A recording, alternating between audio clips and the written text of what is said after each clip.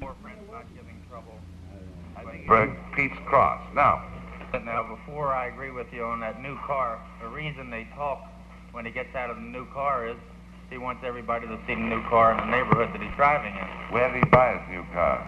At a discount price, at the best price that he could get it for. Well, now where? China. Turner Incorporated. That's it. And in Baltimore? Barron. That's it. Okay, now, Mr. Rodman, I owe you what? Little commercial here. Free time. No, it didn't cost you anything.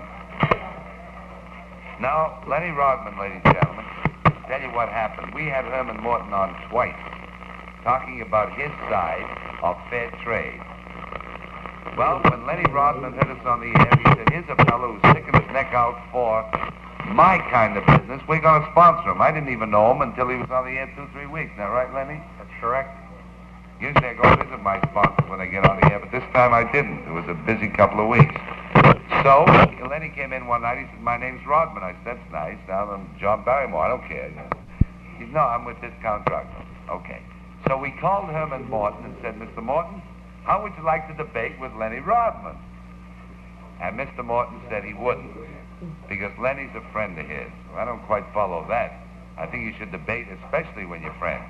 But maybe Mr. Morton is... Did you tell Mr. Morton that Mr. Rodman's going to be on, Dick? Call him up. Tell him. Will you, please? Right now. His phone number's listed in the book. Now, I called Lenny and I said, Lenny, I'm sorry, Mr. Morton won't debate with you. He says, well, you gave him 2 nights by himself. Let me get on. I said, okay, now I'll bait you, Lenny. I'll give you all the baited questions that Mr. Morton might give you. I don't know. Why are you against fair trade? Very good, but before we begin, you have to give me the decision. I win hands down because Morton defaulted. Yeah? Because my side is loaded with the right answers, I automatically win. Yeah, needle him by good. default. Needle him. Maybe he'll get on with you, All right, now you won by default. Let's start. Wait a minute. To prove that I've been listening to you, the correct definition of a revolution is what discount drugs have done to fair trade prices every day at our stores. All right. Where are your stores? You buy that definition? Yeah, all right. What else am I going to do? You're a sponsor.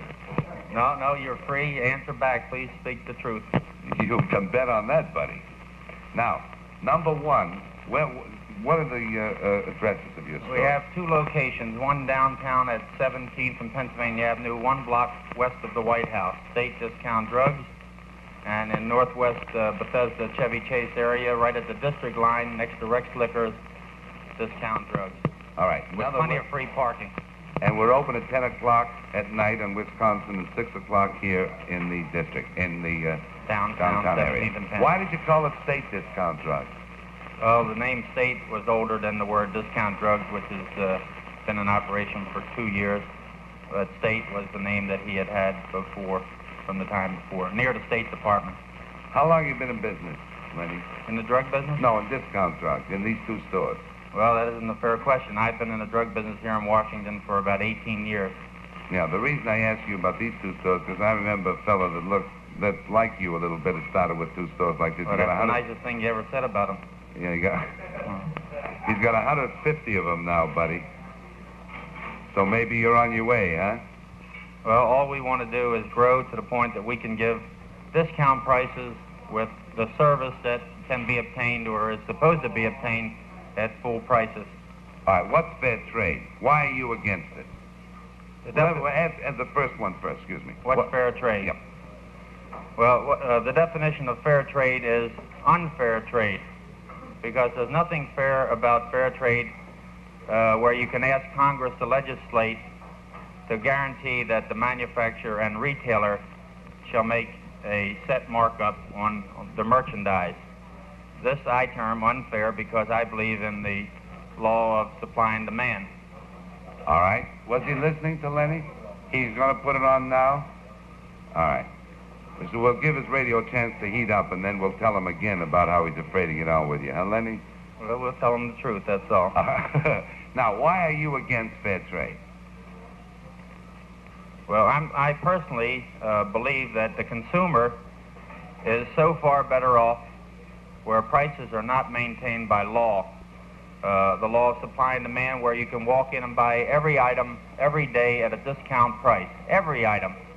There are over 20,000 items in a big-time drugstore, and if you can buy every item at a discount price, this means that if you couldn't even see to read the prices, you would have to buy every item, including drugs, prescriptions, vitamins.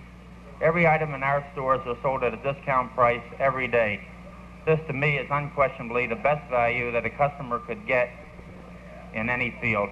All right. Now, it has been said that you will sell goods below the cost price. Let's take Bayer aspirin again, because we've been using that. We're giving them a lot of publicity. As a matter of fact, I use Bayer aspirin. Let us presume for a moment that you pay 45. What is the price of Bayer? Well, Bayer aspirin has a so-called suggestive retail price of 69 cents today. What do you Mr. pay? Morton made a statement, which may be true to his individual operation, that he pays 52 cents, and therefore he feels that our discount prices of 39 cents would be a loss leader. Right. However, even though we operate a limited number of locations, Bayer aspirin, when bought correctly and merchandised correctly in large volume, comes down to a wholesale cost of 37.5 cents.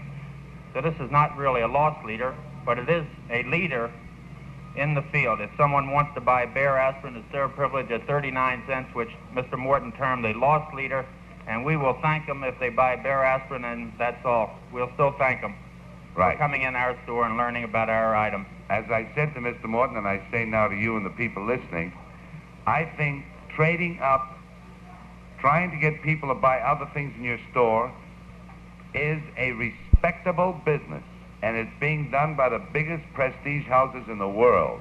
And if you want to advertise one item, even if you lose money, to try to sell other items which you will make money, this is the first basic principle of business.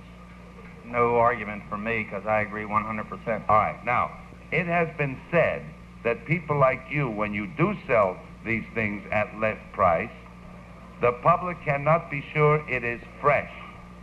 How about it, Lenny? Well, the greatest tribute to whether an item is fresh or not, I think, goes to my particular area in which I'm located, right at the district line on Wisconsin Avenue. We are located in, I would say, the most intelligent area of Washington, D.C. The intelligence of the people is reflected in their confidence at buying the item of their choice without the slightest hesitation. In volume, there's freshness in the merchandise. Every vitamin on my shelf has a turnover rate that would be greater than any independent store or chain-operated store per store. I could say with fact that I have bought more Squibb vitamins, Thorogran M. I have bought more Squibb Thorogran M than any one store in the entire country, independently owned.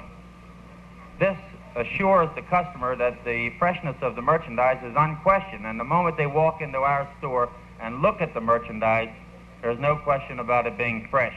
This is a sour grapes theory that an independent who wants to charge $9.89 against our everyday price of $4.99, a difference of approximately $5, he must have an answer before he can talk anyone out of $5 difference.